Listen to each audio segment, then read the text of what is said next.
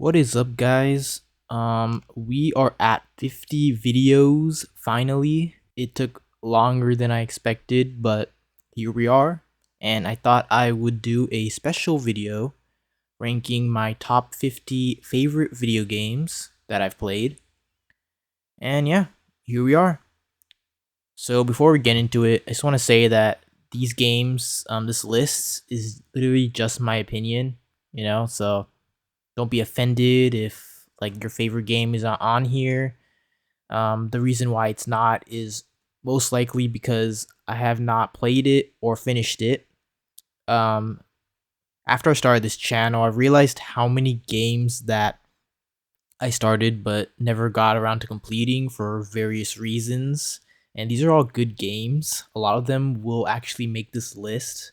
Unfortunately, one of my criteria is that I have to complete the game 100% if it's a narrative game. And yeah, well, if it's a puzzle game or something, there aren't any on this list, I don't think. But if it's a puzzle game, then I would have to play a reasonable amount of the game to consider it eligible, because you don't know how good a game is if you're only playing it for 5 minutes and stuff. So whatever. Um, yeah. So also, this list is mostly action adventure. I do not play that many genres. I have not played that many genres. Doesn't mean I won't in the future. The point of this channel is so that I could branch out and play a variety of games and actually complete them. And yeah, that's really about it. Um, but there are a variety of games on this list. Still, it's just not a whole lot of genres and stuff. Yeah. So with that being said, let's start with number 50.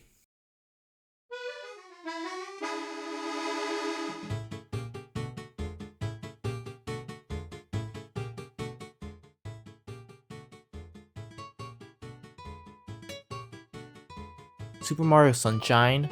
This is a game that I did not grow up with. I didn't play it when it was originally released because I did not own the GameCube. I was a PS2 fanboy basically when I was like 6 or 7. And yeah, when this game came out on 3D All Stars for the Switch, I decided to jump right into it. And well, I did play them in order of release, starting with 64, then Sunshine, then Galaxy. And my god, this game was great. It was frustrating, it was hard, but it was very enjoyable. I love the atmosphere and the setting. It's just a phenomenal game, and I really like the flood mechanic. It's so creative. Hasn't been done before, and it hasn't been done since. So yeah. Well, it's basically like Splatoon if you ever played that. I haven't really, but yeah, it's kind of like that. Well, I mean, I have to explain why this is number 50 because, well, 50 is still really high. The way I made this list is I basically took everything that was rated 4 or higher on Backlogged, 4 stars or higher, and then I made a short list out of that. Basically got rid of everything that was 3.5 stars or below. And from there, I had around 100 games, 100 or so games, and narrowed it down to 50. And yeah, so 50 is low on the list. It's the lowest game on the list, but it's still high. And I guess I would have to explain why though. It's number 50. This game is pretty hard. It doesn't feel like it was intentionally made to be difficult, but I had some issues with the controls and the platforming sections. There's a lot of verticality in the levels, how you proceed, which means you're basically starting from the ground. You have to go higher with the basically the flood thing, and it's kind of frustrating, honestly. The platforming, the reason why it's a negative for me is because it doesn't feel like the developers were trying to make it difficult. Obviously, it's a Mario game. There's always going to be a little bit of challenge. This one kind of I wouldn't say it went too far in general. It's just that some areas were super easy while others were super hard. So it's kind of like a balance issue for me. That's why it's at number 50, not any higher. Number 49, Yakuza 0. This is the first and only Yakuza game I've played, but I think that this is a great starting point in the series if you're trying to get into it. It's I think the earliest game chronologically, set in the 80s, and man, I really love the setting and the atmosphere and the open world activities. This is like a semi-open world this series. There's a storyline, linear progression. You can do side activities, but the world isn't like hugely open. It's technically an open world, I guess, but it's not like it's basically a small world is what I'm saying, but it's not like a too small or anything like that because it's not trying to be like a GTA or anything. And I like the combat. It's like beat 'em up. It's super silly, super over the top, but it's still grounded in terms of storytelling, and I really liked it in that regard.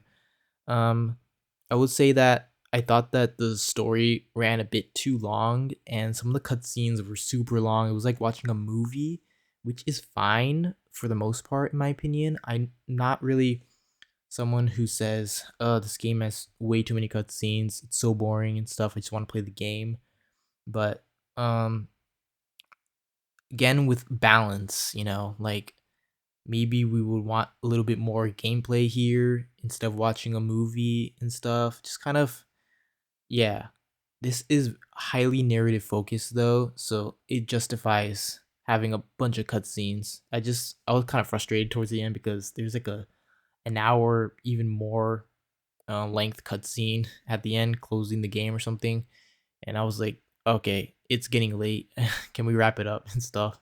But overall, the game is good. I would love to revisit it someday.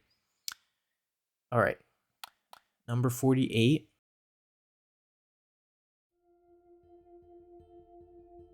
This is a game that's special to me.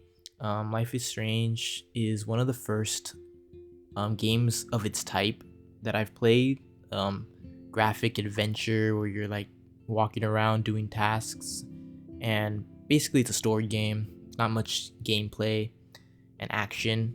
There's a little bit of action, but it's mostly just the story. That's what's the most important aspect of the game. And this game has a really memorable and good story.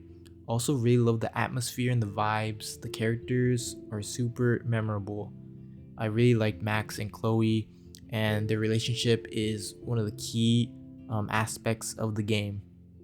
I will say that some of the time travel um, lore, I guess, like the way it works, is a little bit off in my opinion. It's like a few plot holes here and there, and the dialogue is pretty cringy. It's part of the game's charm.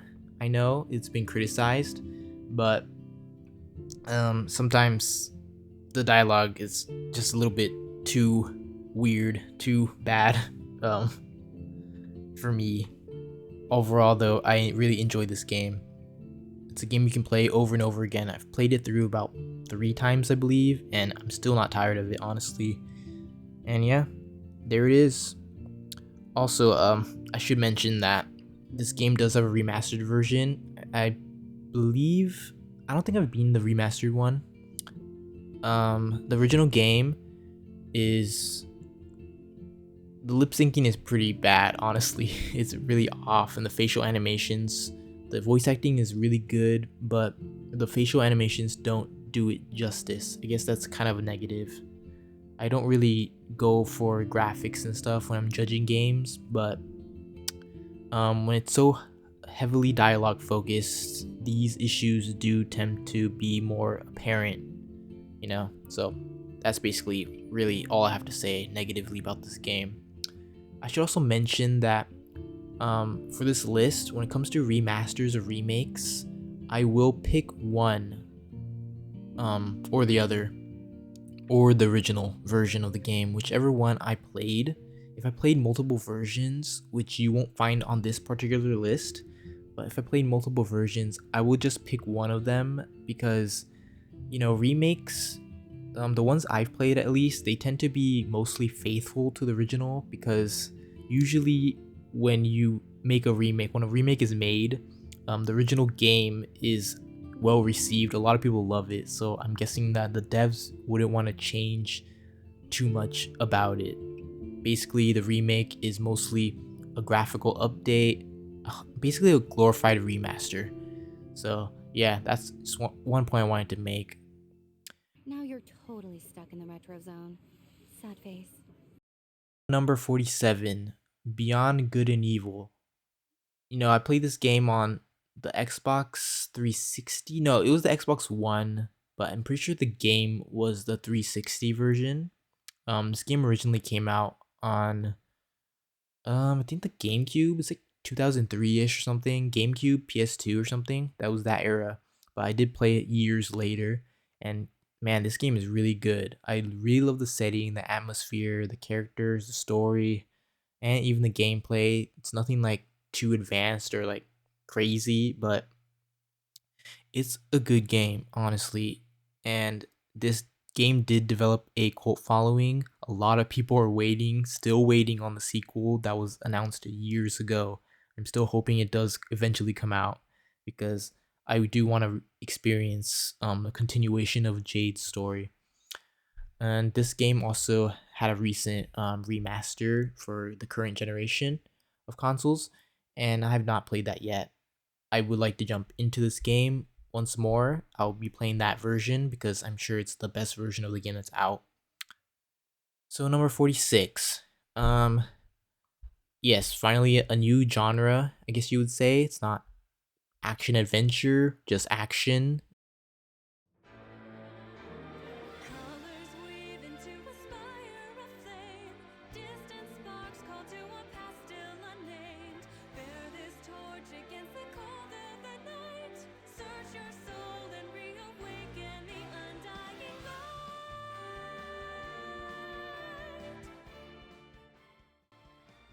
I know that a lot of people say Melee is the best version, the best game in the series. I'm not really sure what the particular differences are in these games, like between these games, other than the characters, like the roster and stuff. Maybe a few um action, I guess a few mechanics. And I picked Ultimate because, well, first of all, I never played Melee. That's like the only one in the series I haven't played, honestly, because again, I was not a GameCube guy. I did not grow up with the console.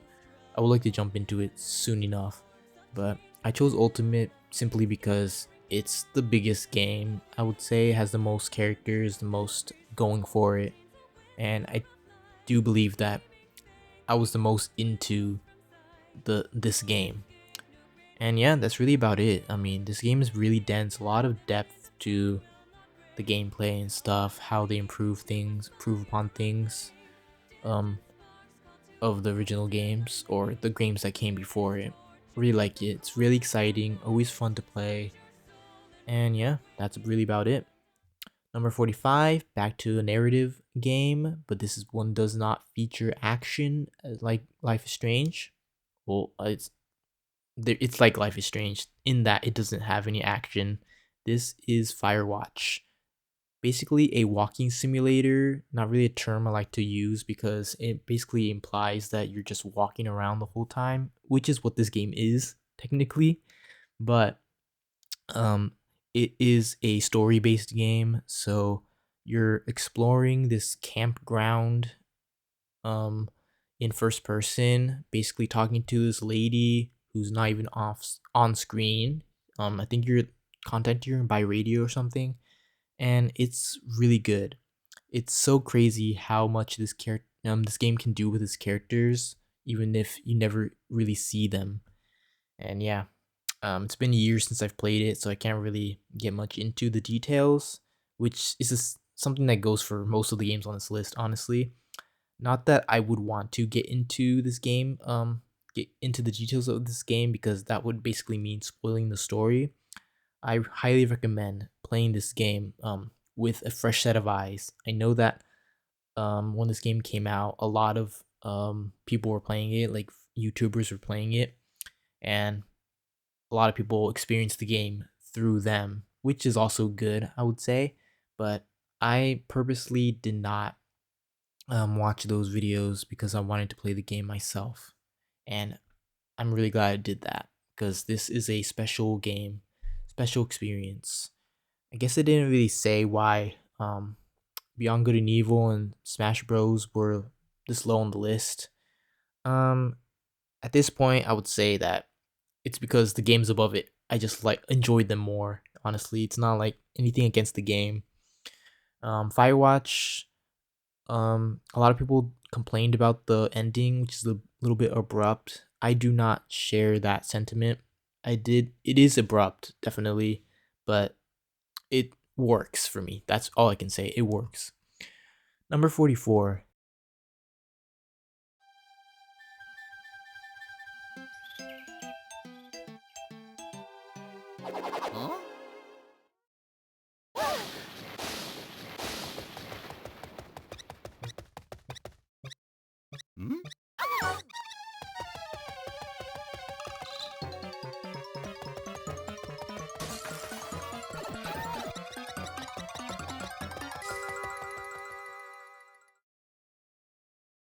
This is a special game. All these games are special, but this is one that I played when I was really young. Man, um, I played hours and hours of this game. Um, and this includes the main story and the mini games, which are the same mini games that are included in Mario 64 DS as well. But they're so good, they're so fun, honestly. But I would like to talk about the main game, which I believe trumps the other games in the series. I've not played Wonder, but I have played the Wii U game, the Luigi U game, and the second DS game that was on the 3DS. I think this game just has a better level design, just more enjoyable overall. That's all I gotta say. Number 43 is Borderlands 2. This is basically Borderlands 1. That doesn't really do it justice, but Borderlands 1 with just more going for it, honestly. Um, it's just more weapons, more better gameplay. I think the story is better as well. Yeah, that's really it, honestly. But this game is really fun. It's one of the best shooters out there. I love it.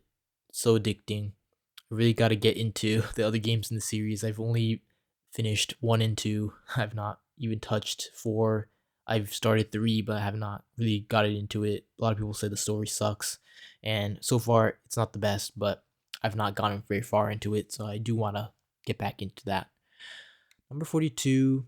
All right, we like zipping back and forth between adventure games and action games. Looks like we're at um, The Wolf Among Us, which is a Telltale game. When Telltale was at basically its peak, I know that this company had to shut down after this game was made. Well, not like years after this game was made, but this is one of the classics. Very good. It's based on a comic book series that I've not read yet. But the game, man, experiencing the comic through the game is just so good. It's just the storytelling is amazing. The characters are phenomenal. It just keeps you on your toes the whole time. I really liked it. Very no complaints, I guess. The usual Telltale games. I guess your decisions don't really. They give you the illusion that your decisions matter, but in the end, basically the same thing happens. So I guess that's my complaint that goes for all Telltale games. Also, the graphics, it just stutters a lot and stuff. Yeah, that's basically it. Number 41, God of War. Man, this is a lot of games. Honestly, we're still at 41. God of War. I'm talking about the 2018 release, not the original release, which I have not played yet. And yeah, God of War, great game. Um, Obviously, it's a great game. It's on this list, but I will want to point out that my favorite thing about this game is not the music, not the story. Well, it is basically the story, but the best thing about this game is the relationship between the two main characters, um, the father and son duo. It's just so good. It works so well for the story and the gameplay. and stuff. Atreus is a phenomenal AI companion, which is not what I would say about most games, even if I enjoyed the game overall. Yeah, but Kratos and Atreus, just a great pair, honestly. It's so good, it's so emotional, and the presentation of the story and the gameplay, hack and slash, it works so well. It's so over the top, but at the same time, it works. Number 40, Call of Duty Modern Warfare Remastered. I only say remastered because I did not play the original game. Obviously, remastered basically usually just means that it has better graphics. I don't know what much else this version of the game changed. And there's not really much to change because the original game was well received, honestly. Basically, made Call of Duty as popular as it is now. And I um I just want to say that when it comes to these shooters that I list on here, I do not really play multiplayer that much. It's mostly um when I talk about the shooters that I like, um I'm talking about the campaigns usually. I'm a story guy. I do play games of other genres, some shooters, but mostly when I praise a game, it's a story game and stuff. So yeah, that's basically why this game is on this list. Is because of the campaign. Man, it's good. The story's good. It's obviously pretty ridiculous because it's Call of Duty and yeah, but um I want to say that even better than the story are the set pieces, the pacing of the set pieces and stuff, where it comes. So many memorable moments, huge moments in this game. The shooting is excellent. It's just so fun. So fun. That's why it's number 40 on this list. Number 39,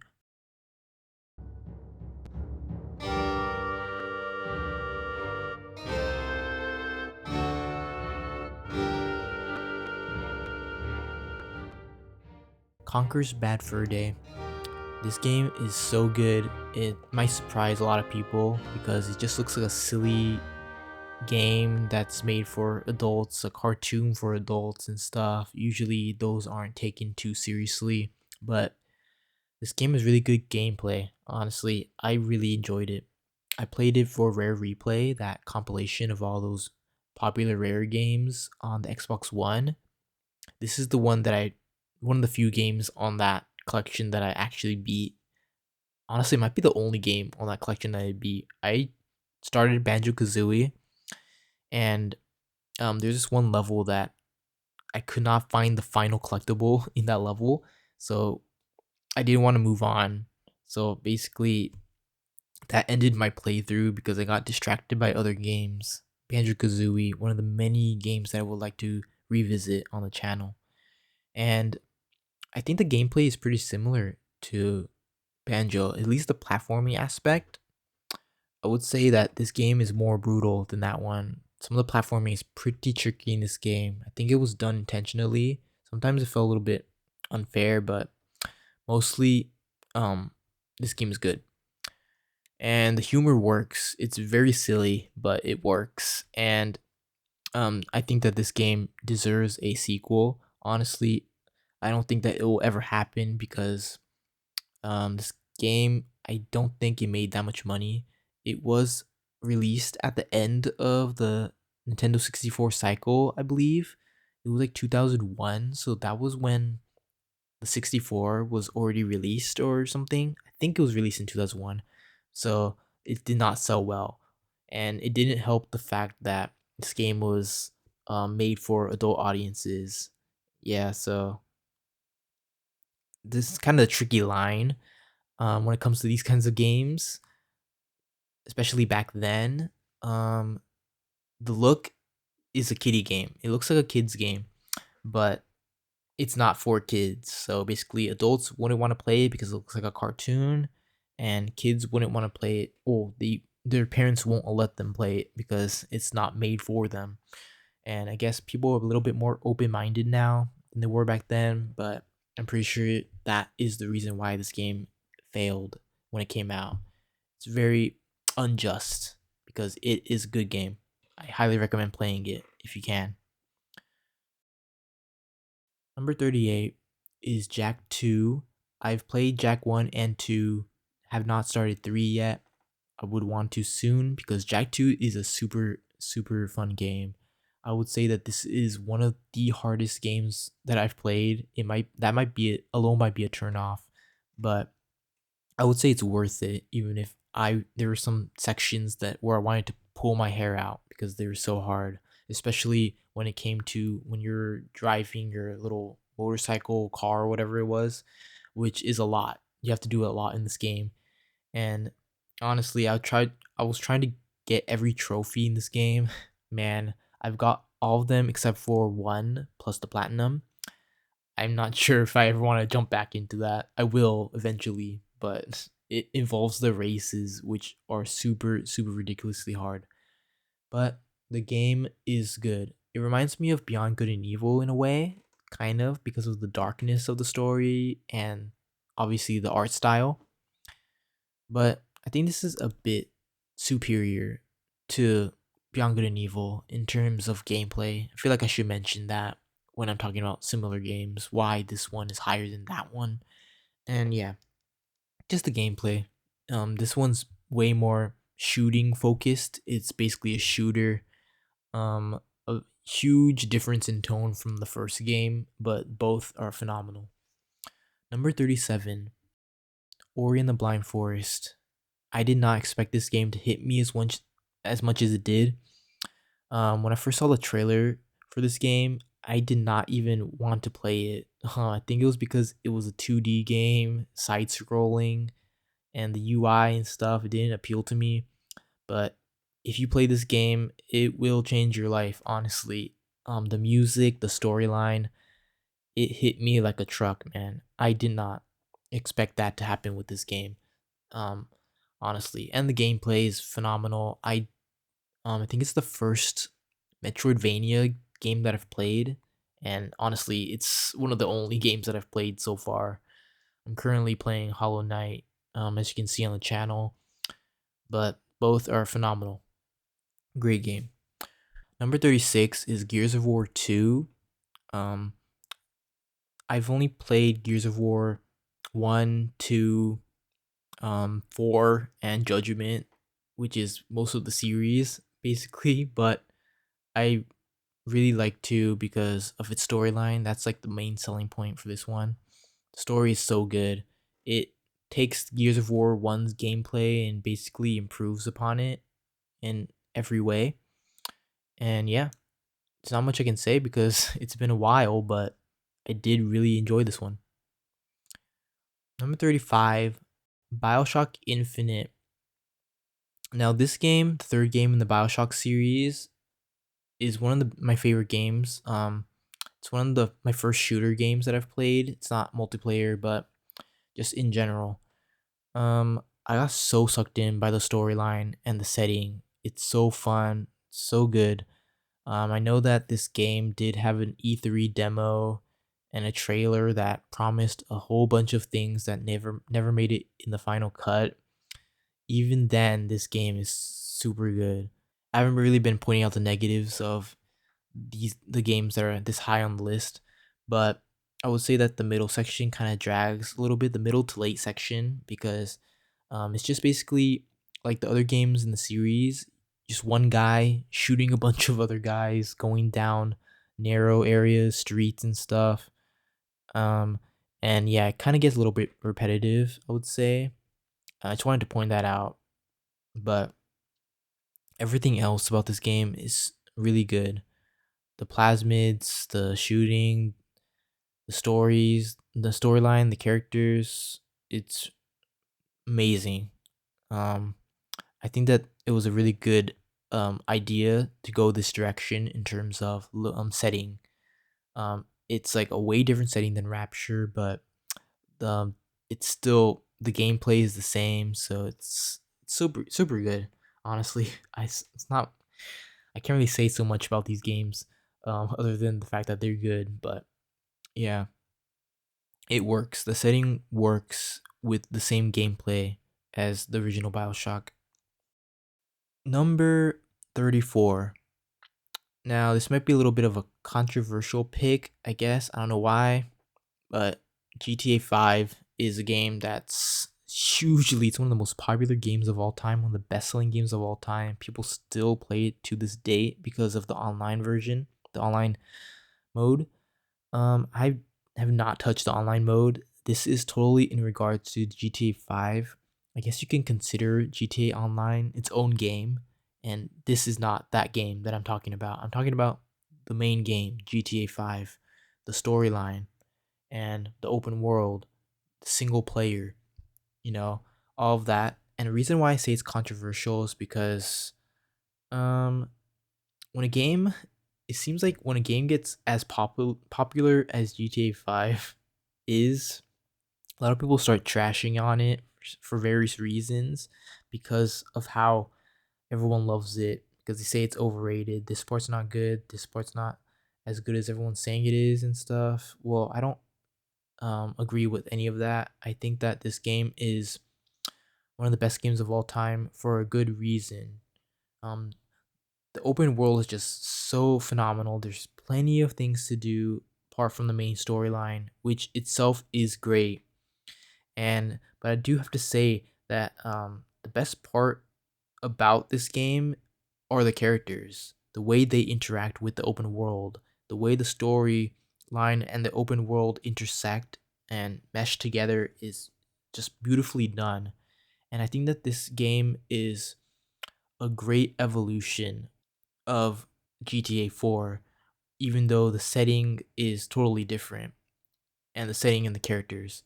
Um, that basically spoils the fact that GTA 4 wouldn't is not going to be on this list.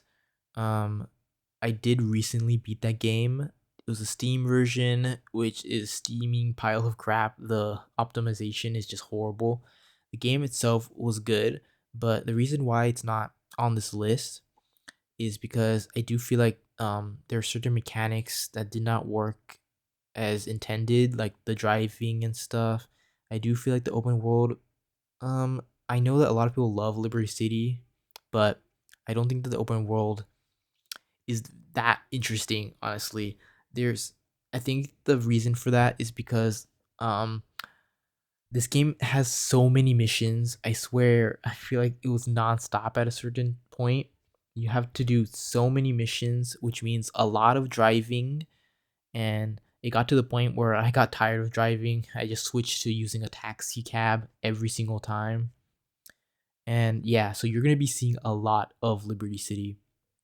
Um, so that's why I kind of got a little bit sour because I've seen so much of Liberty City and there's not a whole lot of interesting side activities to do. So yeah, I got a little bit tired of that world. And I do have to say that GTA 5's world is a little bit more, there's more, much more variety. So, and yeah, it's not really about um Los Santos being more brighter, more sunny and stuff. I don't really care about all of that. I just think that GTA 5 just enhances the open world formula of the previous games. And yeah, that's really it. It's just more to do and it's better for it. Number 33. All right, we got a repeat of a series here. That is Gears of War 1. I did say that Gears of War 2 um enhances the gameplay, improves upon it, but I think that Gears of War 1 is slightly better because it is the original one. It's the one that started it all. The one that I've played more of is just, I don't know, it's probably more of a nostalgia thing. I did not play this game before the Xbox One. No, I think I played on the 360. So yeah, but I did not play it when it was released. So it's not like I grew up with this game or anything like that. It's just I enjoyed this one more. That's just basically it, honestly. And yeah, that's really it. Number 32. All right, another popular series, Halo, but Halo 2. Um Another game that I did not grow up with, another franchise. The first Halo game that I've played, it was actually 4. I think that was released in 2012. That's when I first started getting into multiplayer games. And Halo 4, I did really like that game when it came out, but a lot of people were saying it's not as good as the previous games. So when I got the Master Chief Collection on Xbox One, I jumped into all the games, the campaigns anyway, and Halo 2 is definitely my favorite out of the bunch. It just has better set pieces than the other games, a better storyline and stuff. I do know that the ending was a little bit controversial, but we got Halo 3 and 4, so it's not much to complain about anymore. And yeah, this game is super good, super brutal on the harder difficulties. And I did beat this game on Legendary. It took so long to do, honestly. Although I do say, I did start playing Halo 1 of replay on the channel. I haven't uploaded any of the videos yet. I have like, I think only two, but those early levels are super hard in one. I'm playing on Legendary, so I'm not looking forward to honestly. But the game itself is phenomenal. It's amazing. 31. All right, almost at 30.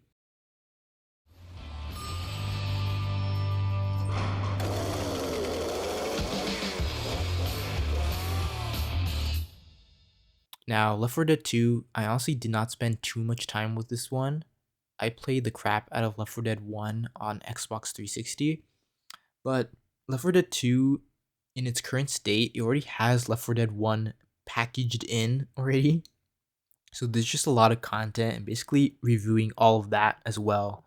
Left 4 Dead 1 and 2 feature very similar gameplay. 2 is basically just an expansion, which some minor improvements I would say, but it's basically an expansion on that. So it just gets credit for having a lot of content in it and stuff. And the arcade shooting gameplay is so fun. It's so addicting. You can play the campaigns over and over again. There's like what, 10 campaigns, maybe around that much, and it's not, doesn't seem like a whole lot, but you could play it over and over again. It's just that fun, even if you know how it ends. Number 30, Dead Space. This is the first game in the series that I'm talking about, not the remake. I know that the remake has the main character voice acting, which was absent from the original release, and some minor improvements to the gameplay, and obviously the graphics. But I've started that version of the game. I've not gotten around to beating it yet.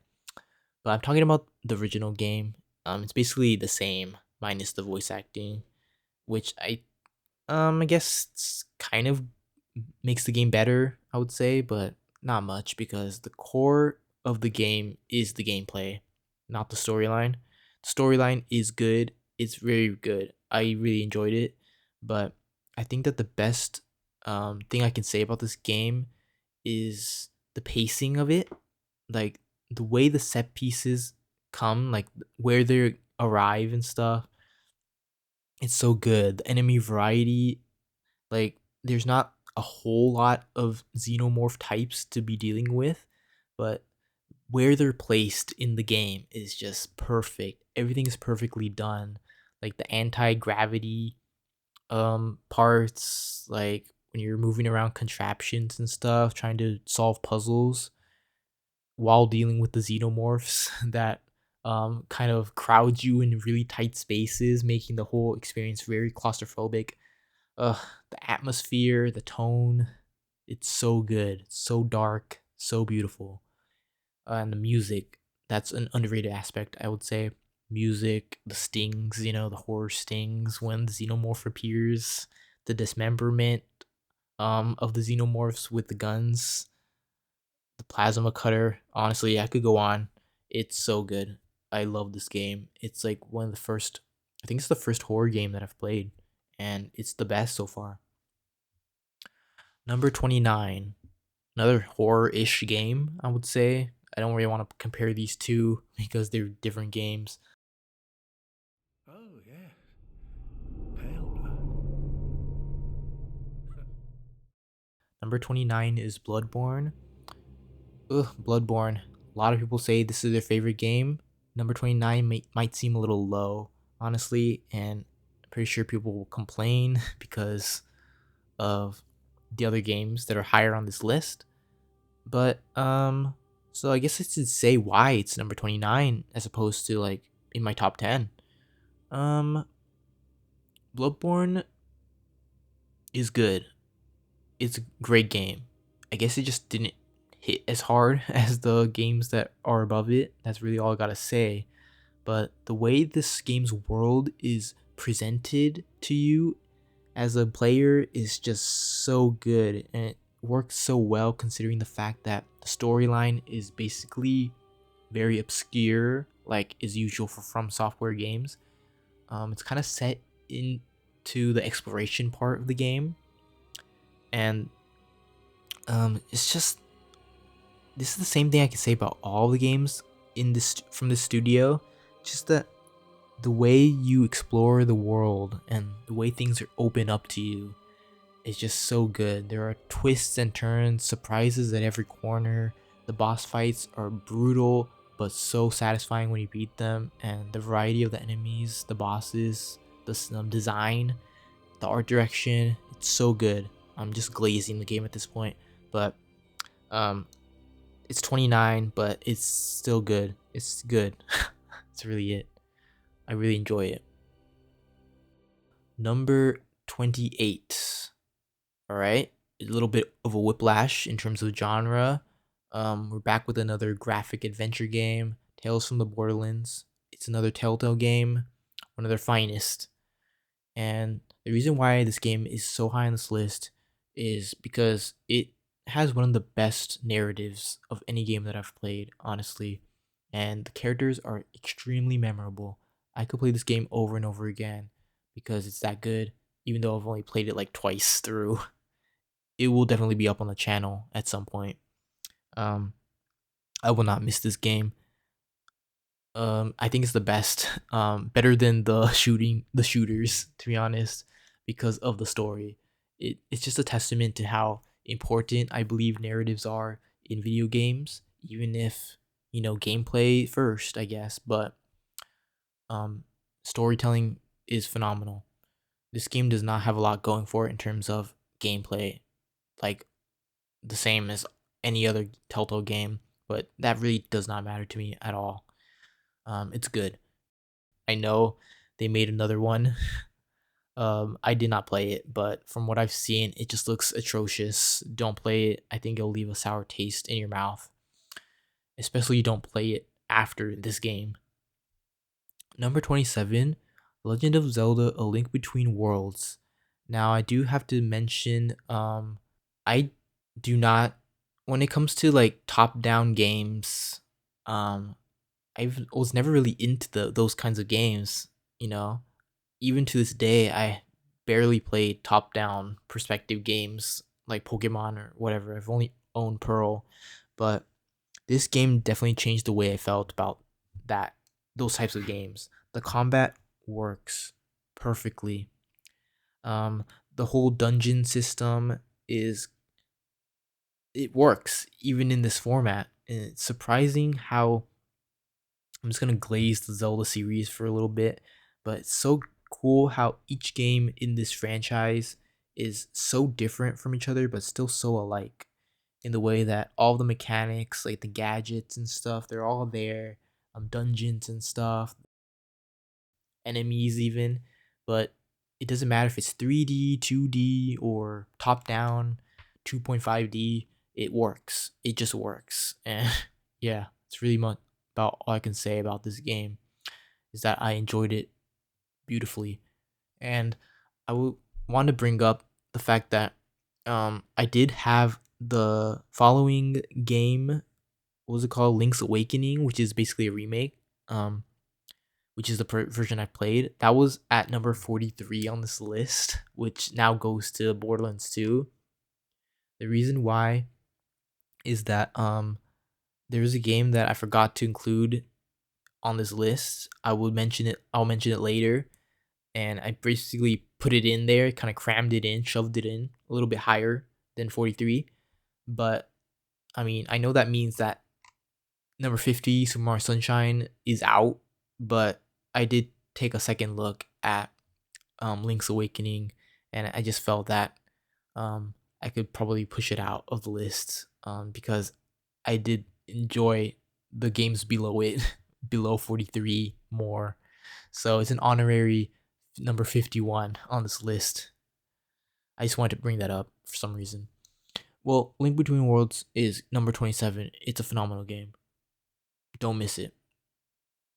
Number 26.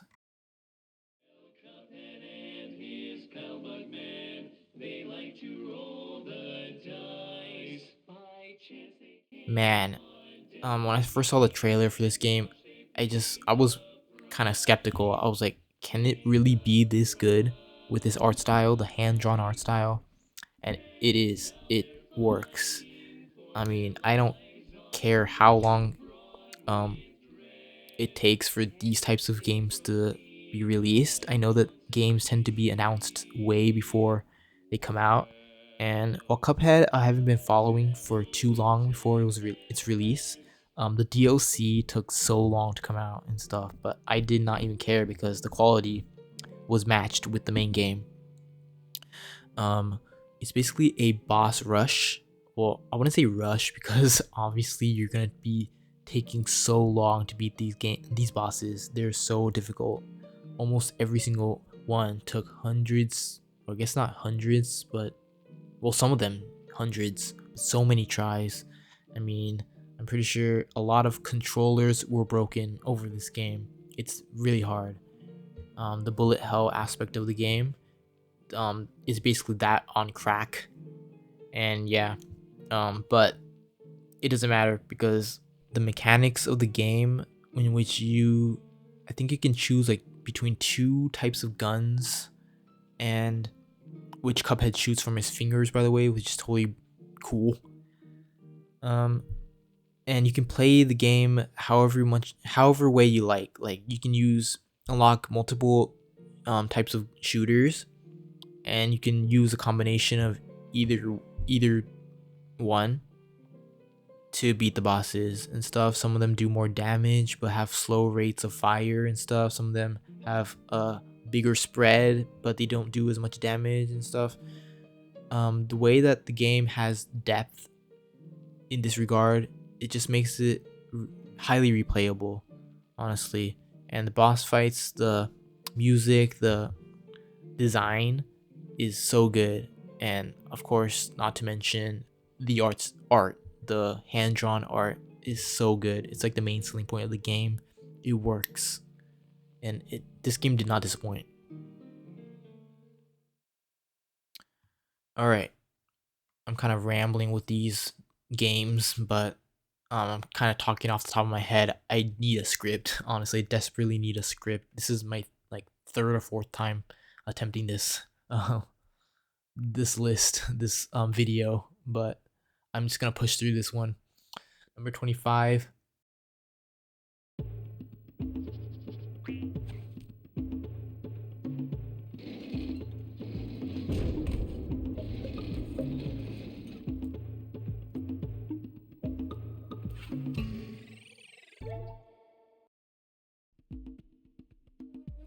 Jak and Daxter, the Precursor Legacy. This is the first one in the series.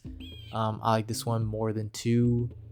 They're not really comparable. They're just way different. But this one I like better just because of the overall vibes and the gameplay, honestly. I did not play it when it came out. This was on the PS4. The PS4 had a emulated version of the game that came on the PS4, and that's the one I played. It's good. It's just a good game, honestly. I can't really get into specifics. It's been a while, but this is a pivotal game in the platforming genre, I would say. Number 24, Animal Crossing New Leaf. This is the game that was the one that I included in this list last. It was not on the short list originally. I basically booted out Link's Awakening in order to put this game on this slot. And yeah, there's a good reason for that. I think that Animal Crossing New Leaf is just an amazing game. I have to say, there's not much I can say without comparing it to the other games in the series. So I'm gonna have to go with New Horizons. That's gonna be my victim here. I do think this game is still better than the one that came after it, and it's because that this game is a natural evolution of Wild World, whereas New Horizons isn't necessarily an evolution, but more the game heading in a different direction. And I wasn't the biggest fan of that direction that that game took, with the whole focus on decoration and stuff, making your town and your homes more appealing, building furniture and whatever. I think that this game just it's just more exciting overall, like the way you make money and stuff by going to the island, playing the island game, the mini games on the island. It's just fun. I had a lot of fun playing with strangers on the island and stuff. A lot of toxicity there, but I think that the best part of Animal Crossing games um, is making money, honestly. And the way that making money is done is very important to me. I think New Horizons kind of strips away some of the excitement.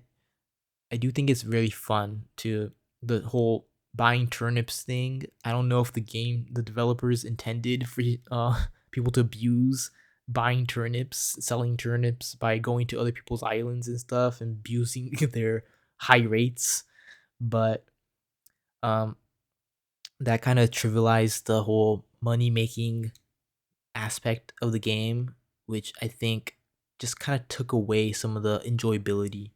And I think New Leaf just does this a whole lot better. And also, um, the new mechanics that this game introduced, I think were just more surprising overall. And yeah, it's just super addictive. I have not played 3DS in a while. I don't even think my 3DS turns on.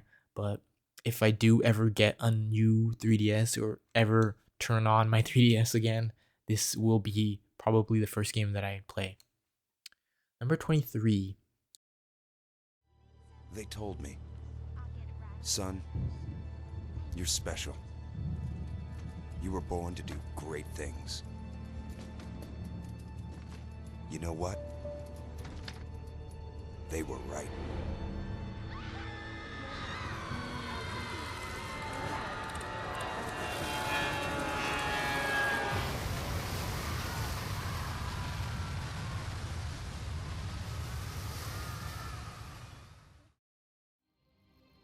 Now, Bioshock did used to be my number one game of all time. Granted, a lot of the games on this list I have not even played yet at that time.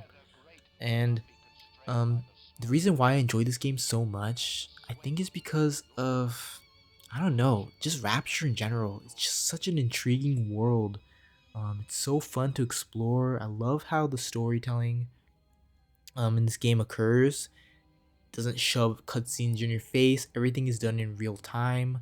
You play tapes and stuff that you find on the ground, and man, I do like cutscenes as well. But there's something truly special about games that present the story to you as you're playing the game. You know, like you're talking to NPCs and stuff, and then shooting them in the head in the next scene. It's so good. It just increases the interactivity of it.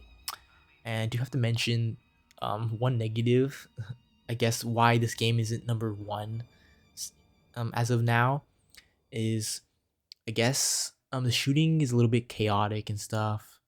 It's a corridor shooter like Doom, but these corridors are super small. There's no cover system and stuff. You just have to pop in and out behind obstacles in order to shoot your enemies and not get hit. And this is a thing that I could say about a lot of games is that when you crank up the difficulty, a lot of the flaws in the gameplay start to show. You know, um, like fairness and stuff. Because when you crank up Bioshock's difficulty, which is what I'm doing on my new playthrough that will be uploaded on the channel soon. Um, when you crank up the difficulty, it just turns super chaotic and stuff. It is a good challenge, but the shooting gameplay is definitely a hit or miss in my opinion. I don't know why I'm saying this. Like Bioshock isn't a shooter or anything. It's like the main part of the game, but the huge reason why this game is so high is because of the world and stuff. The plasmids as well is good. Switching from gun to plasmid is really fun, but it's the world and the story that I'm talking about. Yeah, that's why it's number 23. Number 22.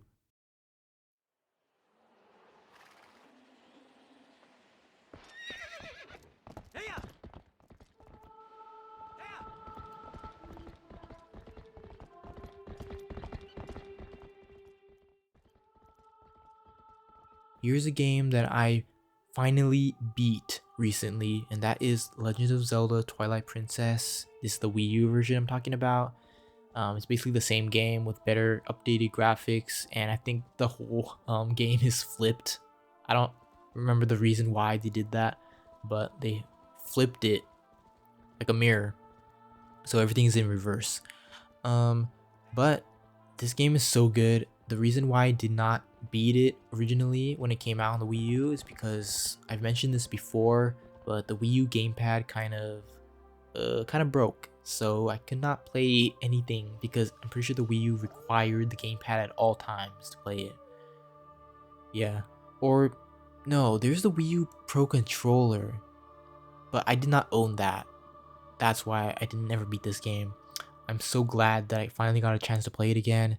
Ugh, this game is so good, honestly. Everything works. The version of Hyrule in this game is so dark but so amazing. And the game, the dungeons and stuff, so memorable. This game is one of the easier games in the franchise. I still did end up getting a little bit lost in certain areas, but I think the difficulty for the most part is very well balanced and stuff. I do have to say, I don't know why I'm I'm talking about negatives when it's this high on the list, but in the final stretch of the game, I don't want to spoil it, but you have to do a lot of backtracking and stuff, and I think that kind of unnecessarily pads out the game a little bit and stuff. So yeah, the game is super long if you're playing it for the first time, especially. So yeah, that's really all I have to say about it. But the story is so good too. The music, obviously, every Zelda game, the music is so good, and yeah, the formula works. Number 21, Inside. I think this is the highest I've gone on the list in my attempts to record this video, so that's a good thing. Not giving up now.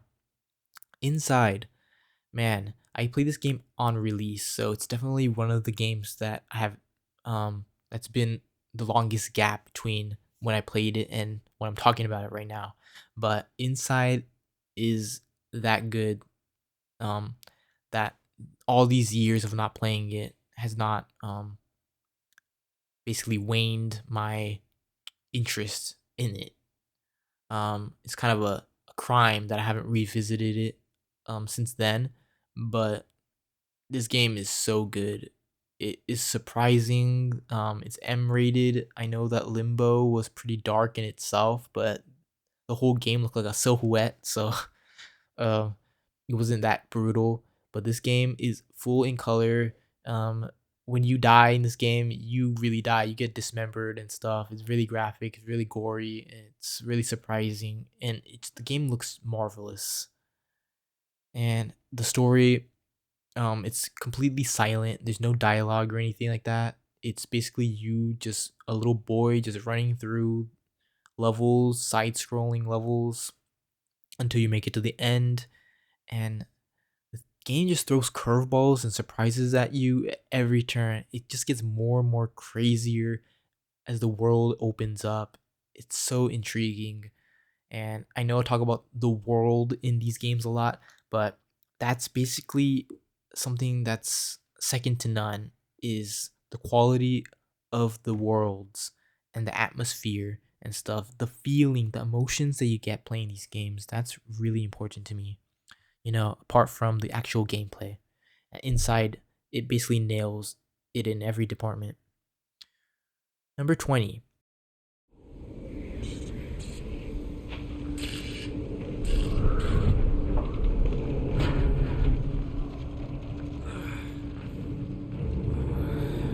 What's going on?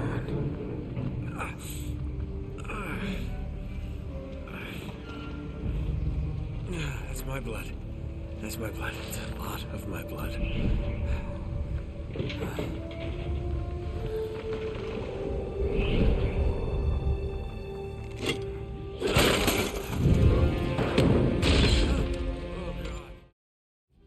Uncharted 2. Man, Uncharted 2, I love this game. I was a little late to the party, I would say. I played the collection on the PS4. This was by far my favorite, even after playing 4, which is also a really good game.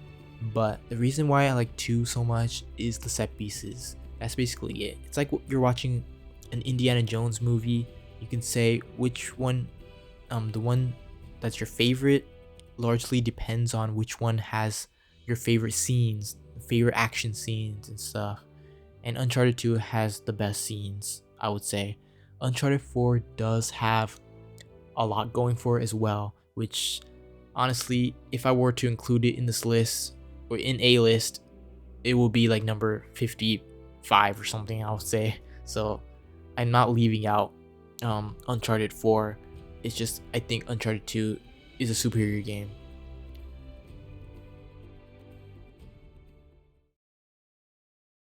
Number 19. I've been having these weird thoughts lately.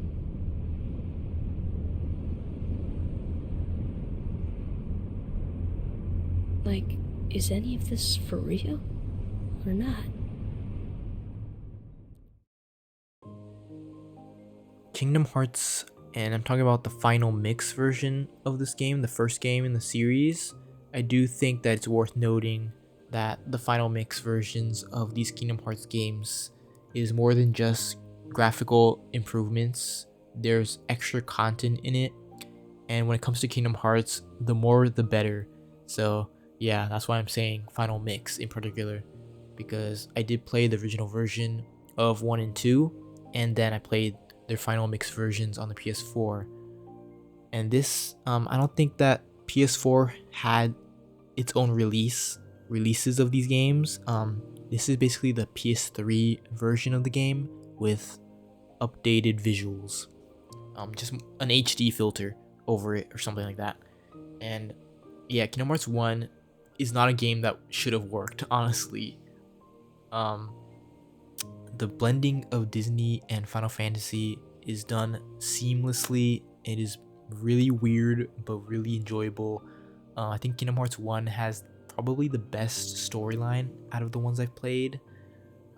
It's just because the larger story behind the game's lore was not revealed in full. So the more it was revealed, the more that the devs crafted the story, the more ridiculous it kind of got, more crazy, harder to take seriously. I think that Kingdom Hearts 1 was a little bit more simpler in terms of story, so it was more grounded.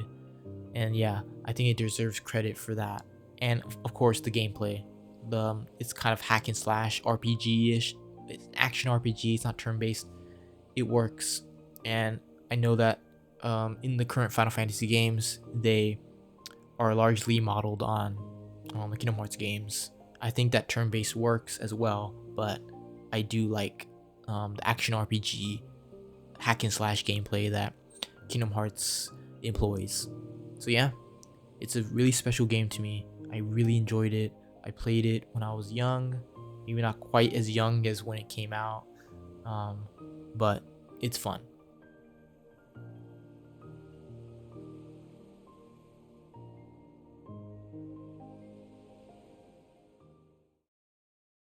Number 18, Super Mario Odyssey. Now, kind of a crime to put this so high on the list because I did not even play like every single thing that this game has to offer, and it is a huge game. There are so many stars to collect, so many activities to do apart from just going through the story linearly, which is basically what I did. I do want to jump into this game. Maybe I'll do it on the channel. Who knows? If I can get it up and running. Well, I can. It's on my Switch, and I will do that. And I'm pretty sure that the more I play of this game, the more I can say it justifies being this high on the list. Um, yeah. Super Mario Odyssey basically takes the Mario Galaxy formula. I wouldn't say it improves upon it. It just expands the game in general, makes the worlds more open. I think both ways works, but I think Mario Odyssey earns some credit for being the game, the open world Mario game. Honestly, semi open world, and yeah, I really like this game. Number 17, Hey, you. You're finally awake.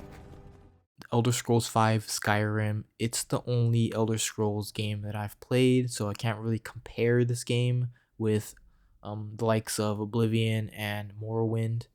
But Skyrim is probably the game that I sunk the most hours into. I played it on the Xbox 360, and then after that, I played through it again on the Switch. Basically, mostly the storyline. But 360 was like the Game of the Year version, so that basically lumps all the DLC into one pretty little package. And though the DLC wasn't as well received as the main game, but once you like kind of cram all of those DLCs into the game, it just expands upon it. And I should mention that I played this game without mods and stuff, so I know that people say that mods in these Bethesda games just make the game more fun. I played just the vanilla game, and it still worked so well. There's a reason why this game got so many awards.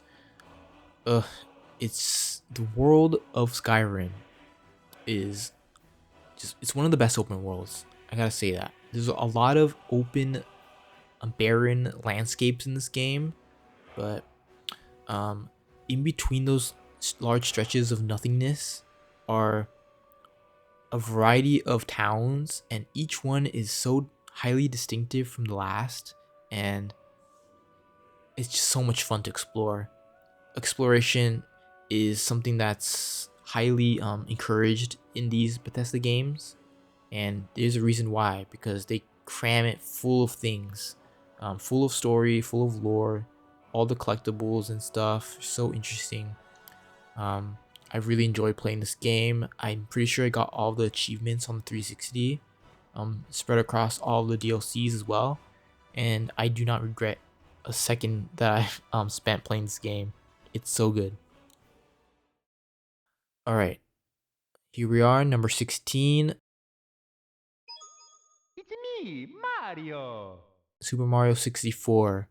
Now, I've played this game on the DS originally, but I never got around to beating it. It was just a kind of thing, a habit of mine to pick up a game, play it, never beat it, and then play the next game. It's just, I don't know why. It's not like this game was super hard to play, but I did manage to beat it finally years later when it came out on 3D All Stars. It's the first one that I played.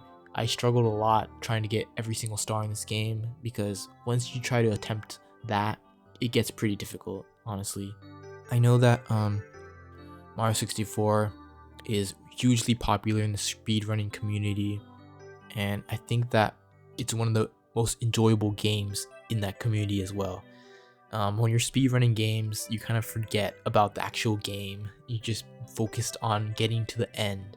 But I think that there's so much going for this game, which is amazing considering how long ago it came out. It still holds up so incredibly well, and it's why it's so high on this list. And I'm someone who played it far removed from the original release. I was not even a thought yet when this game originally came out. But man, it's so good. It still holds up. I could play it over and over again, honestly. And yeah. Number 15. All right, getting pretty big here. Elden Ring. That Elden Ring is a game that I played way late, like years after release. I think this game came out in like what 2022 or something. Let me look it up real quick. This game came out in 2022, but I played it last year for the first time, and yeah, the only question that I asked myself was why I did not play it sooner, because this game is so fun. It's so big. It is like by far the biggest From Software game ever made. Doesn't mean it's better, but it is better because it there's just so much content in this game. You can explore the world for hours upon hours and still not touch every aspect of it. Now, the reason why this game is not the highest ranked From Software game on this list, considering I haven't even played every single one, um, I do want to say that sometimes the hugeness of the game works to its detriment. Sometimes you get some copy and pasted bosses and areas and stuff, and that's just a slight negative for me, but that's really it. The game is super fun. I think everyone should play it, even if they know From Software games are difficult. This is one of the more brutal games, I believe, in the franchise, but or from the studio. But you should definitely play it. It's so worth learning how to get better at this game. And of course, you can customize your stats and stuff, respec. I don't remember if there was like a limit to respecing in this game, but you could change up your character to make bosses a better time. And obviously, you can just level up farming smaller enemies and stuff. This game is by far probably the easiest game to farm in because it's so enjoyable. There's so many different options, so many worlds you can explore and stuff. There's so much freedom. Number 14 um, is Dark Souls 3, actually. It's like the only other FromSoft game that's higher than Elden Ring. I've not finished 1 or 2, which is pretty much a shame because of how many times that I've started 1. I just could not beat Ornstein and Small or whatever their names are. Um, so yeah, I will revisit the game. But anyway, I don't want to talk about that. I want to talk about why um, Dark Souls 3 is better than Elden Ring and Bloodborne. Now, Dark Souls 3 is the first From Software game that I've gotten super sucked into. Dark Souls 2 was technically my first, but when I first bought Dark Souls 2, I did not know how popular the series was. I'm not sure when the series became popular. Was it, I don't know if it was during Dark Souls 1, 2, or before that with Demon Souls, but Dark Souls 3 is the one that got me completely hooked. I think it was because it was more faster paced. Um, and like a lot of people were playing it, like a lot of YouTubers and stuff. So it was so fun to see people trying to beat these bosses alongside me, and struggling with it and stuff, seeing what I could do to emulate their skill and stuff and just get better overall. And yeah, I got punished over and over again, and I felt so good even then. Um, yeah, Dark Souls 3 is a truly special game.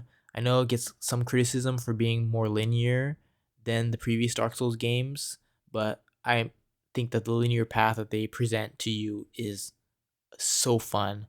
Like, I know that I've said atmosphere is one of the key aspects of video games, in my opinion, but I do think that what's also important is pacing, like Dead Space, where this boss occurs during your playthrough, not to overwhelm players with bosses one after another that are super difficult, super similar and stuff. Don't bore them and stuff. It's just the placement of these bosses. And I think Dark Souls 3 nails it. Obviously, I think every single one of these bosses, apart from like the tutorial boss, are difficult. Even the first boss was super hard when I first played it, but even then, I think that Dark Souls 3 is paced super well in terms of boss fights. You can play a few of them in different orders, which may be punishable because of how difficult some of them are early on.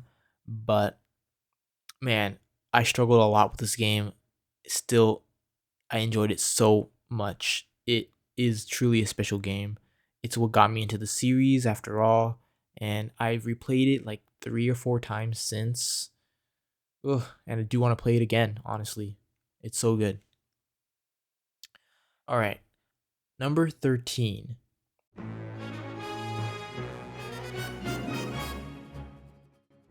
Super Mario Galaxy. This is the first game that we were talking about. I honestly can't remember if I've ever beaten the second game. I know that it's hot right now because it's out on the Switch finally, but I'm talking about the first game because it's the one that I've beaten. I've beaten it on the Switch. I'm pretty sure I never beat it on the Wii because I was super young, and yeah, I was notoriously not beating games back then. But Mario Galaxy 1 is so special. I do have to mention why it's higher than Odyssey on this list.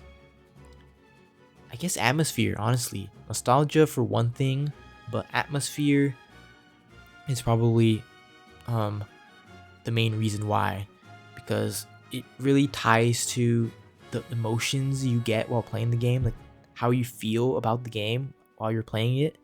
The whole galaxy setting is just so fresh and exciting. It's more exciting than the paradise setting of Mario Sunshine and stuff. And I think Odyssey does do some work of improving the formula of Galaxy, but I think Galaxy is just a more special game overall. Honestly, both are good, but Galaxy is just so phenomenal. I think it's one of the best Mario games that I've ever played. Number 12, Portal 2. Now, I've played Portal 2 before Portal 1, but I think Portal 2 is just a better game overall, which is probably everyone's opinion because Portal 1 is basically a demo compared to Portal 2. Portal 2 is more full length, there's more variety in the gameplay, and it's just so crazy that it takes the simple formula of Portal 1 and just expands it by introducing all these new mechanics to enhance the gameplay and the difficulty in solving these puzzles. And once you're done playing the main game, which I guess depending on how good you are, it won't take you any more than 8 hours. I'm pretty sure I've taken like twice that myself. There is a co-op mode, which is designed to play with you and your buddy, couch co-op. And that just adds more levels. And the couch co-op mode is basically just more of Portal 2. And it's so good. Honestly, I love it. It's so fun. This game is like a masterpiece, a master class in level design, I would say. That's why it's number 12. Number 11. It's been a while since we had a graphic adventure, but here we are with another Telltale game, The Walking Dead Season 1. The Walking Dead Season 1. Man, this game is definitely I would say maybe top 3, top 2 in terms of storylines in gaming. It's just one of the best stories ever written for games. It's better even than most of the TV shows and movies I've watched. Um, and I think it's just, I don't know, the tone of the game. It's so brutal and stuff, but it works. It works so much. It evokes a lot of emotion from the player. You know, even the smaller characters and stuff. Everything is fully developed and stuff, 3D, and it's so crazy because the art style is like a comic book style, but it comes alive so well. And yeah, this game was really popular with streamers and YouTubers back then. It's still hugely popular now, well regarded, and I think that it's better than the TV show, even the early seasons. And yeah, it's way different than TV show. I should mention that, but I think it's just better. Um, there's one thing I want to point out, one negative. I think negatives are important, especially important to point out in games that you otherwise really enjoyed because, that one thing that you don't like sticks out. And it's a bit of a spoiler warning, but this game is super old, so I think it doesn't matter, right? So yeah, I just want to point out that if you don't kill off Kenny, well, Kenny doesn't die in this game, but if you don't trigger his first quote unquote death um, in the game, you're kind of met with a second death that does not work nearly as well emotionally as the first one. I think it was just a clumsy scene. And I just wanted to point that out because I don't see anyone talking about it online. Um, yeah, I think the whole walkie-talkie thing was just super dumb, honestly. So yeah, if you're gonna play the game, I already spoiled it, but I would pick the first death. Honestly, that's all I wanted to say. And of course, as with all Telltale games, there are the graphical glitches and the whole your choices matter thing is mostly just an illusion. It's not actually they don't really matter that much. Yeah, it matters more in this game, I would say, than the previous games because the relationship between the main character Lee and the other characters is more at the forefront of this game. So when you piss someone off earlier in the game, they might not want to stick by your side at the end. And I think that the power of friendship, I think that works really well in a game like this, in which you're in the zombie apocalypse. So the human to human relationship is basically way more important than actual zombies. I think that The Walking Dead, both the TV show and the game, does that really well. Highlighting how it's the humans that really matter at a devastating time like this. So yeah, Walking Dead season 1, phenomenal, great game. All right, we're heading into the final stretch of the video with our top 10. Number 10, Resident Evil 4. Yes, now I didn't even expect this game to make it into my top 10. I did not play it on release like I'd say for most of these games, but I did play it on the Xbox One. This is not the remake. This is the Xbox One HD version of the original game. And when I first played this game, I was pretty surprised by the gameplay, in which the main character Leon, he can't shoot. Um, he has to turn his full body around to shoot the guy in front of him, the zombie in front of him. And yeah, that surprised me. That's an aspect in all of the Resident Evil games around its time. This is my first Resident Evil game and the only one I've beaten thus far, but um I didn't think that I would be so into this game after discovering that that's how the shooting worked, but it works and it's phenomenal. This game is so good, honestly. This one, I would say the gameplay trumps the storyline. Um, it's good. I love it. It's linear, but um, linearity, it works when it works. When the game is perfectly designed, it's incredibly polished. It doesn't matter how straightforward the path you take is. Everything is well done in that regard. The level design is perfect. Um, and I think that the scarcity of the ammo and like harder difficulties and stuff does this game favors. It makes the game not unbearably difficult, but challenging and adds to the horror element of the game because you're suddenly in a tiny room with a bunch of zombies coming at you, and then you realize that you only have like one ammo left and stuff. And man, I really love it. I really love how this this franchise overall does horror. It's super fun. Number 9. Now, this is going to be a little bit controversial. I'm picking Fallout 3 to be my number 9, and that basically says New Vegas won't be on this list, and that there's a good reason for that, and that's because I've never actually beaten the game. I did install it on Steam not too long ago, and I've played like the first 5 or so missions, I would say, but I never actually got a chance to play any more than that because I couldn't. Honestly, the Steam version of the game is so bad, so poorly optimized. You actually have to install mods in order to get the game to work. I did install a bunch of mods using a super complicated process they can find online. I have not tested the game for long enough to find out if I did it successfully. The game would crash a lot and stuff, and that just made it super hard to enjoy. So I will revisit the game once I can confirm it's working again, and then we'll see if it makes it on the list or not. But as of now, Fallout 3 is the superior game, um, and I think that it will be my favorite game over New Vegas simply because of the atmosphere and the open world, and I think that's hugely important for Bethesda games. Um, is the open world and how you feel playing, traversing it, I guess, and stuff. And I think that this game's open world works so well considering, like Skyrim, how barren it feels at first. There's just so much to do. And it's kind of crazy, honestly. You're like in an apocalyptic wasteland, and you could be traveling on foot for like miles in game where there's nothing happening. But then when you actually work your way through the quest lines, um, and the storyline and the lore and the whole mythos of the wasteland and stuff opens up, and it's just really good. And I do think that the VATS shooting system, it just it's such a fine idea, honestly, in a game that's otherwise not the strongest in its shooting.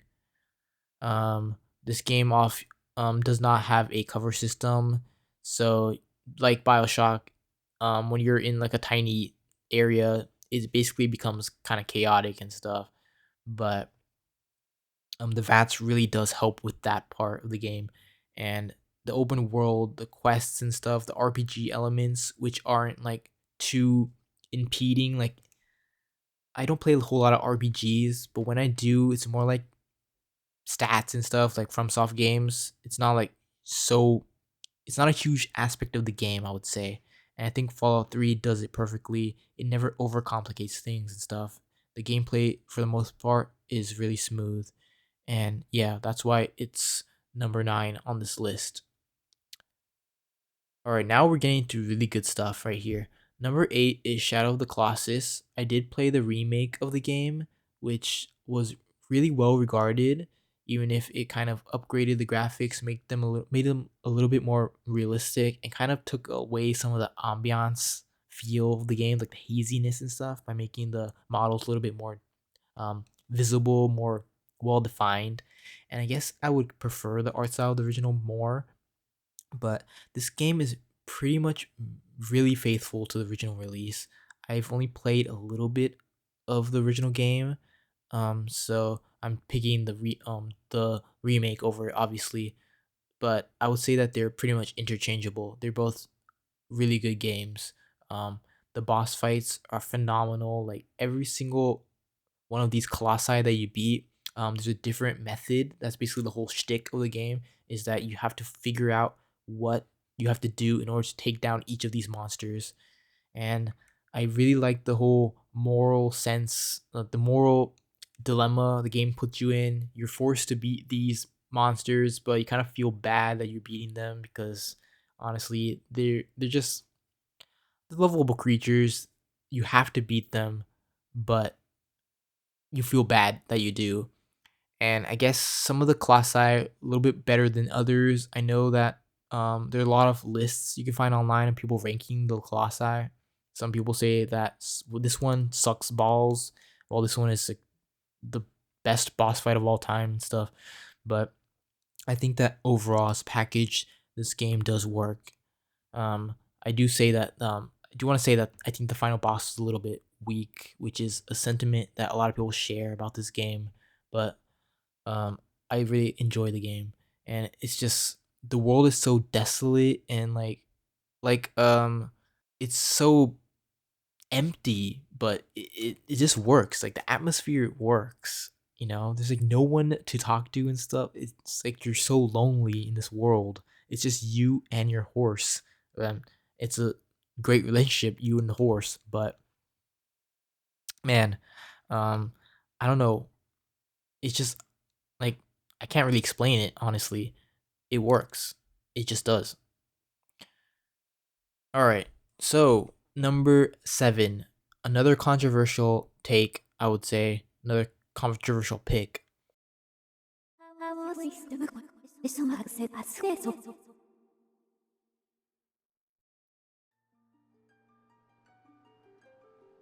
Now, I know this game got quite a bit of criticism when it first came out because of the Wii Motion Plus accessory requirement in order to actually play the game.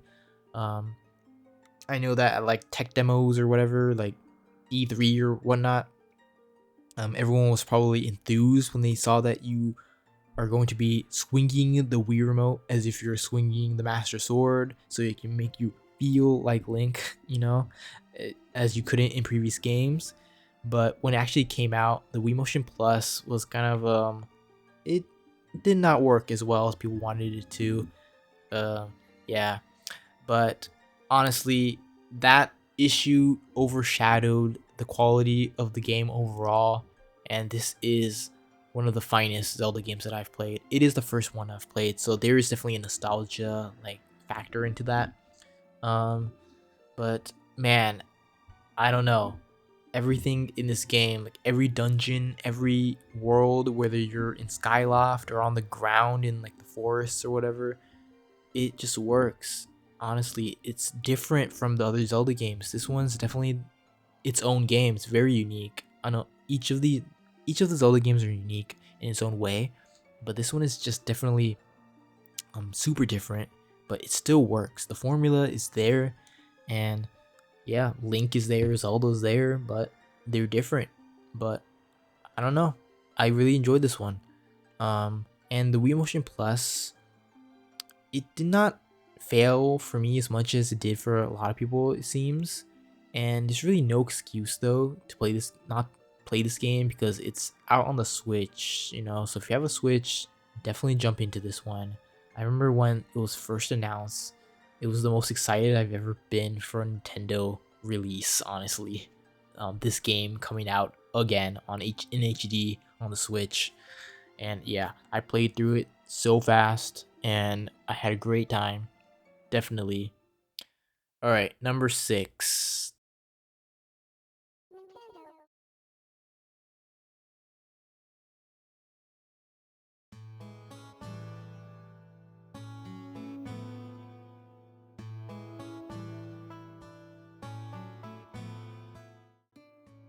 Now, this is another Animal Crossing game, Animal Crossing Wild World. I know that I said that New Leaf did improve upon many aspects of this game, but that isn't to say that it is better.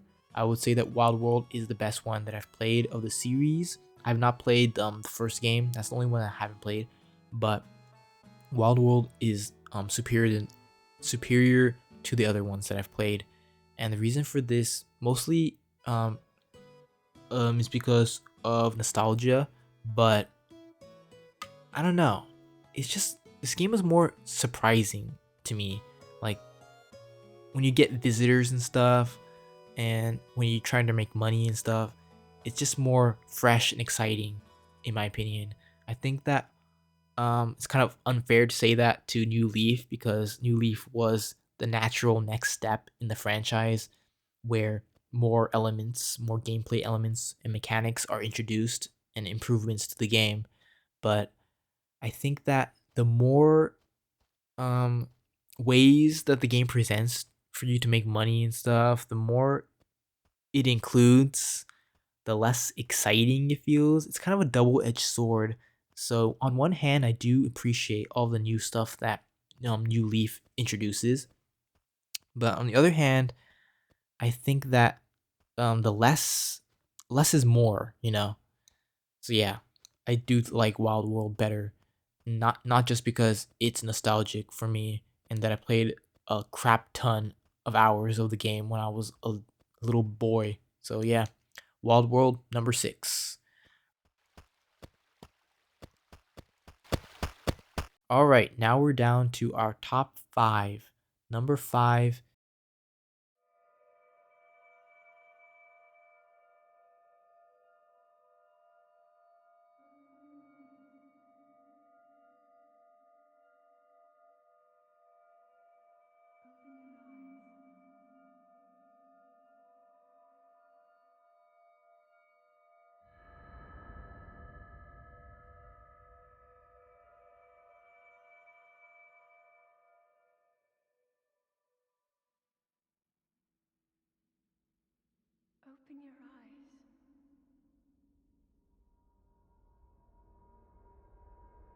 Open your eyes.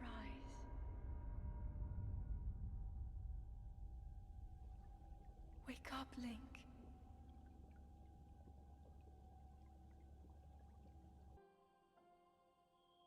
I'm gonna go with Legend of Zelda Breath of the Wild. Man, this game is phenomenal. It is so entertaining. Um, I just love it. I don't know how a Zelda open world game would work with the formula, but it does, and it just does change the formula up a lot, quite a bit, honestly. And it's crazy that they keep changing up the formula for these Zelda games, and I would say for Mario games as well. But each game does work in its own way, even if it's not necessarily an improvement upon the previous game. It's just a different direction, and man, this is a hugely different direction for the franchise. Breath of the Wild, just the world is just so much fun to explore. There's so many elements. Every inch of this world is packed with detail. You know, this is one of the best, most detailed open worlds that I've played. And there's also this good storyline and dungeons and stuff. The way this game does dungeons is different but still works. And man, it's just, I can't stress it enough. This game is just so good. It is a masterpiece. Honestly, I'm not saying it's necessarily better than Skyward Sword in many ways, but because that's number 7, this is number 5. But I guess I enjoy this one a little bit more. Um, Maybe it's the open world, I don't know, but it's just a good game.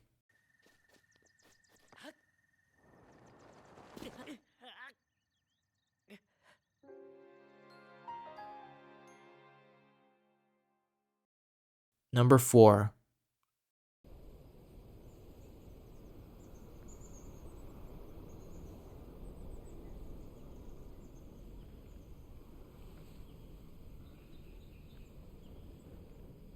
The Last of Us Remastered, and this is the first game that I'm talking about. I'm not talking about the remake. It doesn't really matter which one because I did not play the remake yet. Um, which is basically just improved graphics. It's the style of the second game, but I'm just saying remastered because that's the only version of the game that I've played remastered for the PS4. Um, yeah, Last of Us. I don't think I need to say much about this game. It's just the story is probably my favorite story for any game. The characters, the main characters, the relationship between them, it's unmatched. This game is a masterpiece. I think that the gameplay is really good as well. Honestly, it's a little bit kind of ridiculous. Like the same thing I can say about Uncharted games when you have a one-man army and stuff. It's just like kind of dumb because of how realistic the storyline is. So when you're playing the game, you're just like a one man like army just mowing down a bunch of human enemies. It's just kind of like, okay, what's going on here? But the gameplay does work in its own way.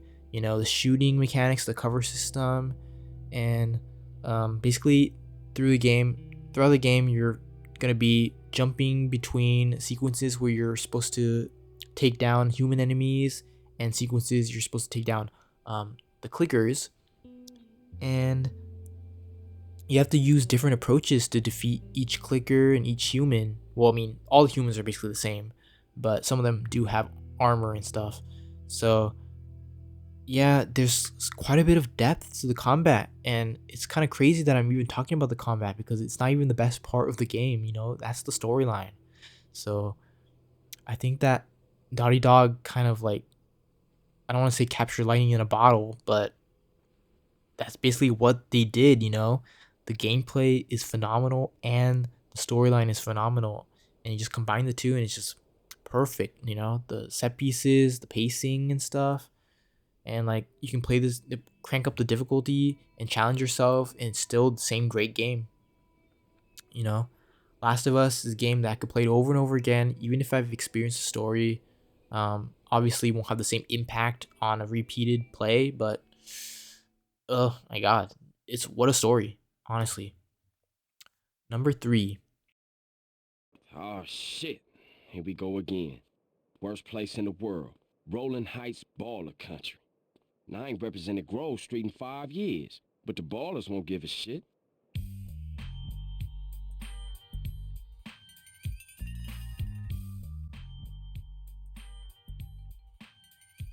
now, man, I'm so impressed with this game. Honestly, after playing five, I have not touched this game until after I played five. Man, this game works. It's so crazy because it's way older than GTA 5 and yet it's still a better game, you know? The side activities, the storyline even, the characters and the world, the open world. I would say this is the best open world in any game that I've played. I mean, I can't even tell you why. I think San Andreas has a bigger map than GTA 5. I'm not sure. I think it's more square miles there, square mileage, but it never feels overwhelming and stuff. There's a lot of memorable missions, and you want to complete them all.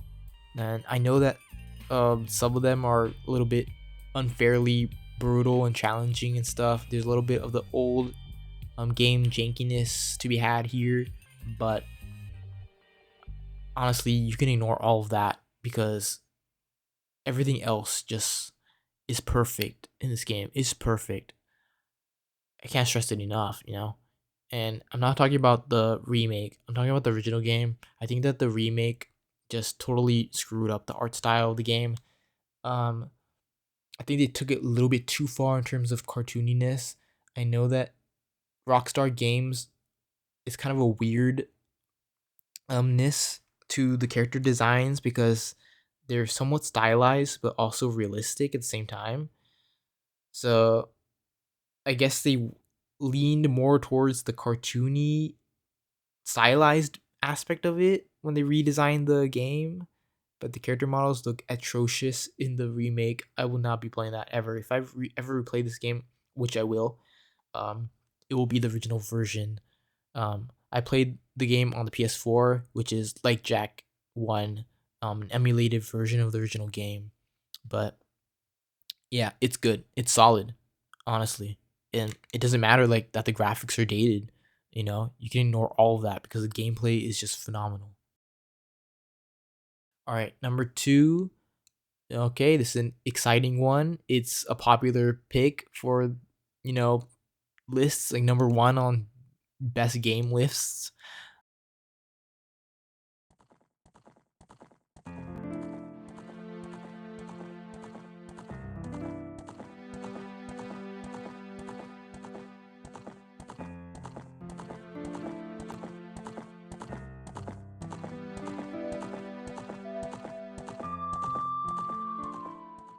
This is Legend of Zelda Ocarina of Time.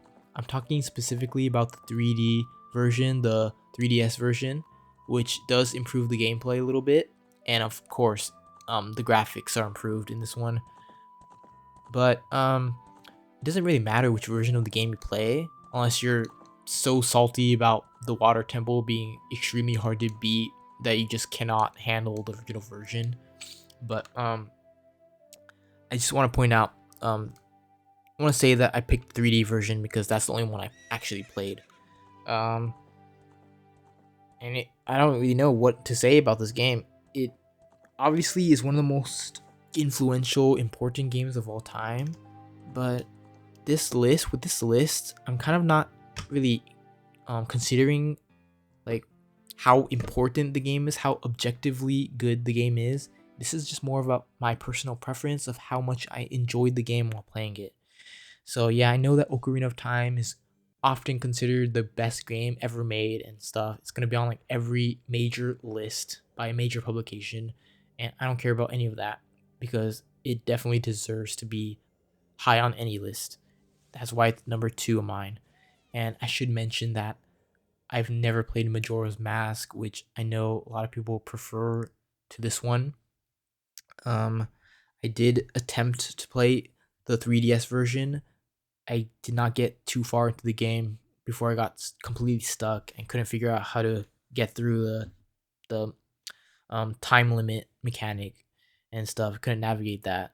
So definitely it will be probably my next Zelda game that I'll be playing after Twilight Princess. I'm not sure if I'll pick that or Wind Waker, which is another game I've mentioned before I could not beat because of the Wii U gamepad breaking, and I will want to revisit that one as soon as possible because I know that that game will be on this list. Um, all right, so that brings me to our number one pick.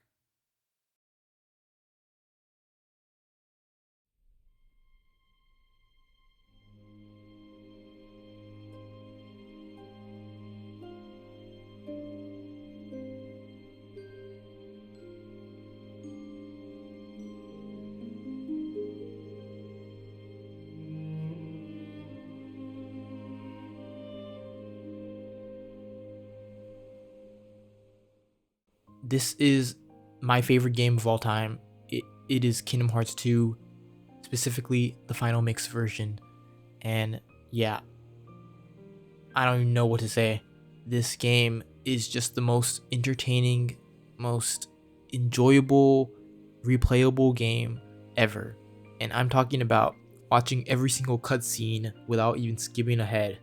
That's that good. You know, the story is absolutely ridiculous. I will say that. I think that the game, the Kingdom Hearts storyline is just so stupid, but it's so charming, and it works. You know, in its own twisted, crazy, logical way, it works. Yeah, but Kingdom Hearts 2 is by far my favorite out of the ones I've played. I'm pretty sure I've played them all. I know that I haven't started playing the other games, like the non PS2 games, until the PS4 came out, which means that 358 and a half days, and what was it, Birth by Sleep, which came out on the PSP or PS Vita. I haven't played those until the PS4, and 358 and a half days was not even the game version. They took away the gameplay and just made it a storybook, basically. We're just interactive storybook where you click through the game and watch cutscenes, because I know that the gameplay for that game was pretty much criticized, and I guess the game is not too important other than the storyline. And there was another game. No, I think that was the only one with the storybook. I did play the card one, Rechain of Memories, which is the remake of the Game Boy game, which I did not play. I played Rechain of Memories on the PS2, never beat it there, but then when I got the compilation for the PS4, I beat it on there, and it's an okay game. It's not the best, but it's okay.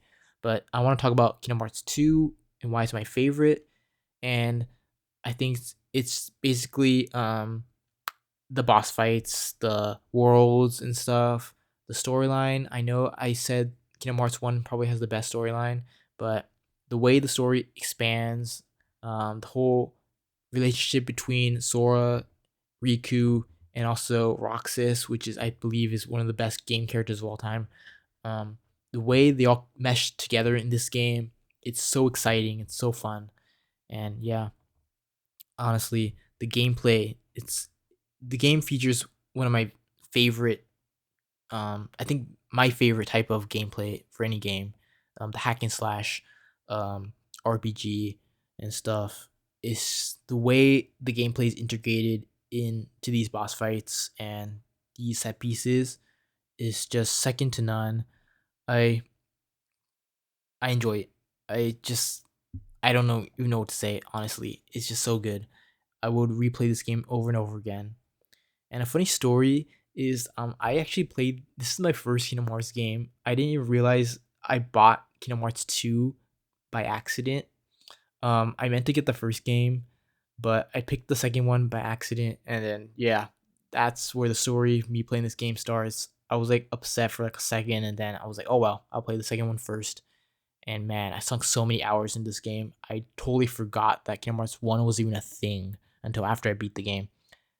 Or I don't remember. No, I actually didn't even beat the game before I got Kingdom Hearts 1. Because, I was like 7 years old or something, 6, 7. Um, I did not beat the game because I thought um it was too difficult. There's one complaint that I have to um say for my favorite game of all time, which is on the final boss, there is a quick time event, a command attack, which is the triangle button on the PS2 controller, and you have to mash that button, like mash the hell out of it at the end. And every single time I would fail that quick time event because nothing was happening. I was not attacking. I was taking all of his hits. The final boss, I won't spoil him, but I was taking all of his hits. I kept dying, and it was so annoying because there's basically a point of no return in this game, and then following that point of no return, you can't quit the game, or you have to start from there. And from there, you have to beat a bunch of bosses and stuff, and that's a lot of hours of gameplay. And if you don't beat it in one go, in one session, you basically have to quit the game and then start from that point of no return. You can't save after that. So I was so upset that I had to quit the game each time because they didn't want to waste power because I could not beat it and stuff. I will keep the game paused and stuff on the final boss because maybe one attempt will work when I kept mashing the button and it didn't work. But one day I said screw it. I looked it up and I found on a forum page that you're supposed to press the attack button at the same time as the triangle command button. I did not know that.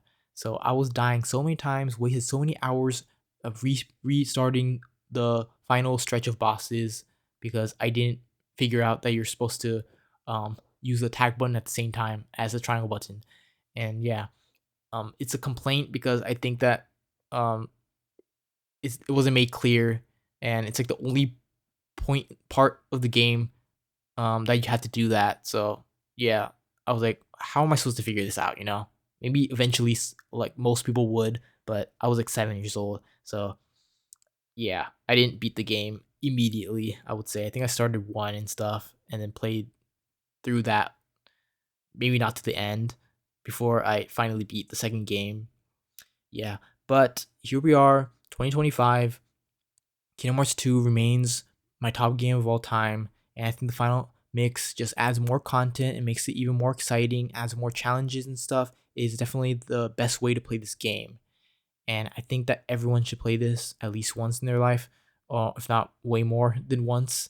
And this game constantly goes on sale because like the full package, which is like I think $99, 99.99 retail, but it constantly goes on sale and it becomes like $20 or something, $30, and it's just like there's no excuse not to play these games, honestly, when it becomes that cheap. Um, it's so good. You don't want to miss this one. Kingdom Hearts 1 is a great game. Kingdom Hearts 2 just takes that to the next level. And yeah, that's why it's number one, my number one pick. So yeah, I finally got through this list. I'm hoping that all my audio was saved. All right, looks like it was. So, yeah, that's it. That's my list. And I should mention that this list is going to definitely change as I play more games on the channel. The whole point of this channel is for me to play more and more games, actually beat the games that I've started before by restarting them because it's been so many years since I played them, and commit to actually beating every single game that I start. And a lot of those games are going to be really good games, games that I've waited to play for so long. That includes Wind Waker. I played that game, but I haven't beaten it. Red Dead Redemption 2, I've played that up until the epilogue. That's why it didn't make this list because I never beat the epilogue. I'm pretty sure I mentioned this before, or I don't think I did. I tried it, the epilogue, but I was so overwhelmed by the game at that point that I just could not play it any longer. And that's my fault. Honestly, the game is super long. I should have played other games while playing that one, but I didn't. I only played Red Dead Redemption 2 at the time. So I got so tired of the game that I actually ended up not even beating the epilogue, and I regret that. That's one of my biggest gaming regrets. I never went back and finished it. I will be restarting the game and then playing it through to the end on this channel. And obviously, I'll be playing the first game, which I've never played before for some reason, on the channel as well. And Wind Waker as well, I will be playing that one. And those two games, I'm sure they will make this list, honestly. So I'm not going to pull a whole Link's Awakening thing where I take the number 43rd spot and then replace it, or not replace it, but add another game, then just take that one out. This time, when I add another game to the list, number 50 is going to go out first. So Super Mario Sunshine is definitely not going to be on the list for much longer. And maybe in the future, once the list changes enough, I will do a Redux favorite games list. But for now, this is my top 50 games. So thank you for watching.